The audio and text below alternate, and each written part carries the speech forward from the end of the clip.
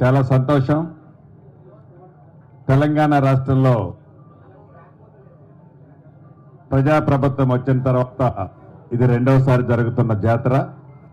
ఈ జాతరకి గౌరవ రాష్ట్ర ముఖ్యమంత్రి రేవంత్ రెడ్డి గారు, సహచర మంత్రులు, అదే రకంగా ప్రజాప్రతినిధులందరి ఆలోచనలకు అనుగుణంగా ఆదివాసులకి ఆత్మచేనంగా ఉండే ఈ జాతరని రాష్ట్ర ప్రభుత్వం ప్రతిష్టాత్మకంగా చేపట్టి మరో కుంభమేళాల అద్భుతంగా అనేక కార్యక్రమాలు, శాశ్వతమైన కార్యక్రమాలు రాష్ట్ర ప్రభుత్వ పక్షాన పెద్ద ఎత్తున చేపట్టడం జరిగింది.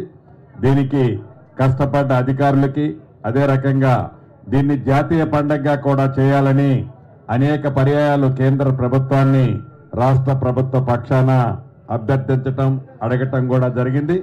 తప్పకుండా మంత్రివర్యులు, ఈ రాష్ట్రానికి సంబంధించిన కేంద్ర మంత్రివర్యులు కిషన్ రెడ్డి గారు ఉన్నారు.